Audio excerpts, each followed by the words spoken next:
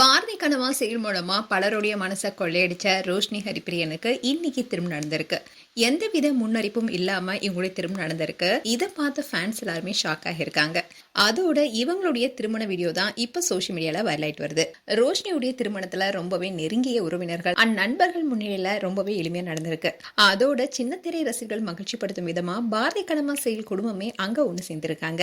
அதுவும் இந்த சீரியல்ல வில்லியா கலக்கிய ஃபரீனா, கண்ணம்மாவுக்கு அப்புறமா வந்த கதாநாயகி காவியா அறிவுமணி அண்ட் கண்ணம்மாவுக்கு தங்கையா நடித்த கண்மணி மனோகரன் குடும்பத்துடன் வந்து மணமக்களை வாழ்த்திருக்காங்க. எல்லாரும் எடுத்துக்கிட்ட போட்டோஸ் கூட இப்போ சோசியல் மீடியால வைரல் ஆயிட்டு வருது. திருமண மண்டபத்துல ரோஷினி ட்ரெடிஷனல் ட்ரெஸ்ல ரொம்பவே அழகா இருக்காங்க.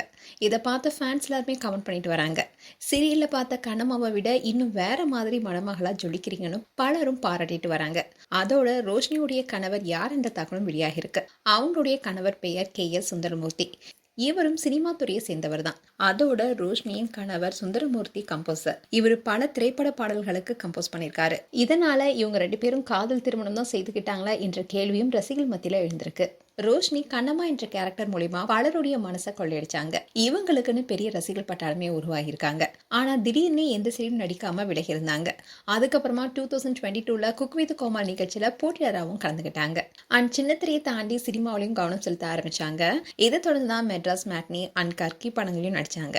2024ல வெளியான கருணன் திரைப்படத்துல சூரியன் தங்கையா நடிச்சிருப்பாங்க. அண்ட் இதை தொடர்ந்து ரீசெண்டா வெளியான தலைவன் தலைவி படத்திலையும் விஜய் சேதுபதி நித்யா மேனனுடன் சேர்ந்து நடிச்சிருப்பாங்க. இப்படி தொடர்ந்து தன்னுடைய கெரியர்ல அடுத்தடுத்த படிகளை தாண்டி வந்தாலும் எந்த முன் அறிவிப்பும் இல்லாம திருமணம் செய்து கொண்டது ரசிகர்கள் மத்தியில இனி அதிர்ச்சியா தான் இருந்துச்சு.